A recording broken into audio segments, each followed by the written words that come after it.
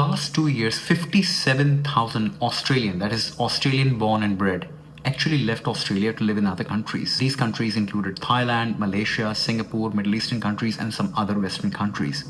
But eventually, 35,000 of them returned back to Australia. Maybe they made up for their deficiencies. Because the main reason of migrating out from Australia, albeit temporarily, is for a better lifestyle, better job prospects, or maybe doing savings by staying in Middle Eastern countries, eventually come back and have a better start. Now, the people who migrated into Australia were about 450,000 in the last 2 years. But I would like to particularly get your attention for the people who have been living in Australia for a number of years. And I've seen many of my friends, particularly the ones who are belonging to the middle or slightly lower income group, who had to leave Sydney to migrate towards more regional areas or outskirts of Melbourne, outskirts of Brisbane or Perth or some other regional towns because of the job prospect. But I'm also going to talk about some of the other things in Australia, especially relevant to the cities, which make life here less than ideal. So let's go and talk about it. Hello guys and girls. You may think that I keep on harping about the good things in Australia, and it's true, Australia is renowned for its stunning landscapes, unique wildlife and vibrant cities. But like any other country, it has got its own quirks and challenges. And today I'm going to share 10 aspects of Australian life that can be a bit frustrating. So let's dive deep into it. And these are my personal top 10 picks. Number 1, traffic in major cities and unreliable public transport. You heard that right. Now, navigating Australia bustling cities like Sydney, Melbourne, Brisbane often means dealing with heavy traffic congestion. Now, that could be particularly true on weekend day like Saturday, which is a sports day, Christmas and Easter's, and school holidays, which this nightmare just becomes magnified on steroids. The significant factor contributing to this is that public transport system, which is completely lacking, and in major cities which houses up to as much as 7 million population, in Australia they don't have access to frequent, convenient and reliable public transport options, leaving them reliant on cars. Everybody has got a car. Each household has got 2 cars or 3 cars, which makes it incredibly difficult to commute because everybody is out on the road. Now, subpar internet and mobile coverage. Now, I don't say that lightly because my work is very much reliant on the net. Now, also in the era where connectivity is crucial, Australia's internet quality leaves much to be desired. The country ranks 37th globally in Digital Quality of Life Index, with internet quality lagging behind at 59th place worldwide. This is largely due to limited infrastructure and other challenges in rural and remote area, you would think, but also in major cities where I live, the internet is quite poor. Now, first it was broadband, then came the NBN, but still those copper wires which have been laid out centuries ago, it's just, destroys the internet serviceability. Now, long wait times and parking vows at the shopping center. Heading to a shopping center can be test of your patience, trust me. Finding a parking spot often involves circling the parking lot multiple times, especially during the peak hours and peak days. As I said, Saturdays are a nightmare, rainy days are a nightmare, school holidays are a nightmare, Christmas and Easter, forget about it. Once I was inside a shopping center, 1 hour only stuck in the parking to find a spot. And then once I got my thing done, it took me another hour just to get out of the parking. And the most ironic thing is that shopping center is only 5 minutes drive from my place where I live.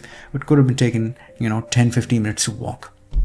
Now, appointment-based services in extended wait period, whether it's booking a car service, visiting a doctor or dining at a fancy restaurant, appointments are a must here in Australia. Walk-ins often face long waits, and for specialized services like car dent repair, wait times can be often 2 months.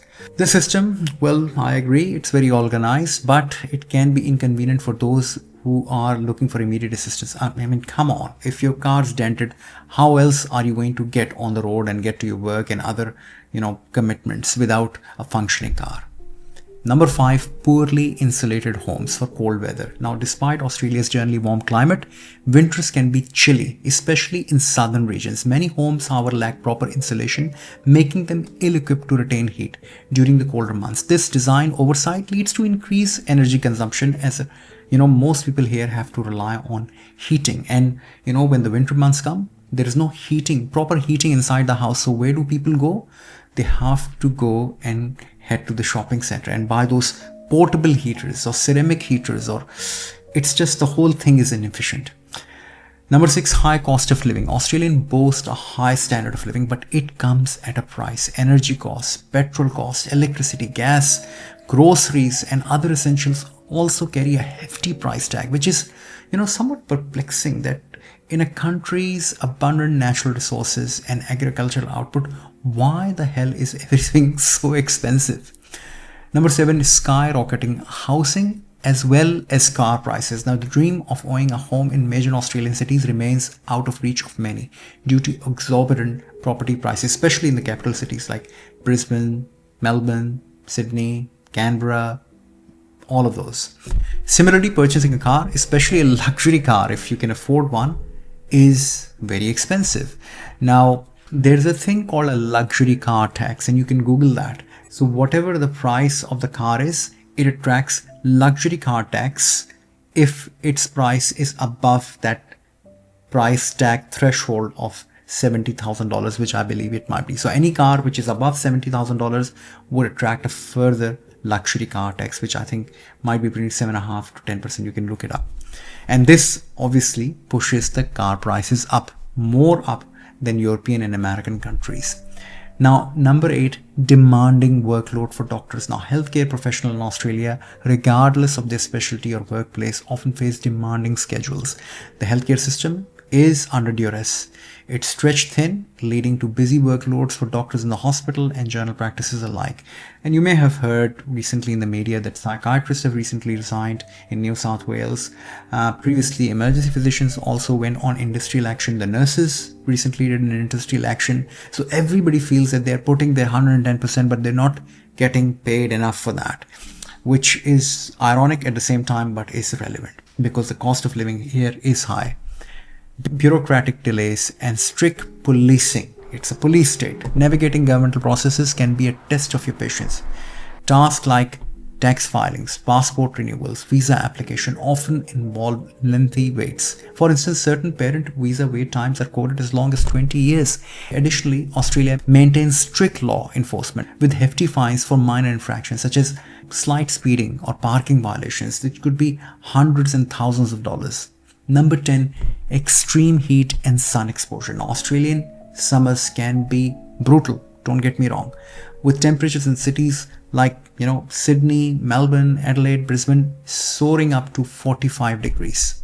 This extreme heat poses health risks, including heat stroke and severe sunburns. Even working in emergency, I feel when there's a hot day, everybody comes to emergency, especially the elderly patients from the nursing home, from out in the shopping center. They were out about, the collapsed. It's just so common.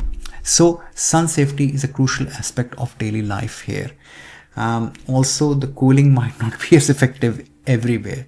However, most areas are air conditioned. In conclusion, while Australia offers many enviable lifestyles in many aspects, it is essential to acknowledge and address these challenges when you're thinking of moving to be better prepared. Now, they are certainly in no way a deal breaker compared to what good comes with Australian lifestyle, but this is something to be just mindful. But however, sometimes these things can get on your nerve because when you're repeatedly faced with these issues over and over again. What are your thoughts on these points? Let me know. Share your experiences and comments below. And don't forget that whatever I've said, it's my personal observation. It's not applying generally to some of the regional towns where the life can be very tranquil. There's no parking issues. The traffic flow is smooth and everything looks hunky-dory. Look after yourself and each other, and I'll catch you in the next video. Bye-bye.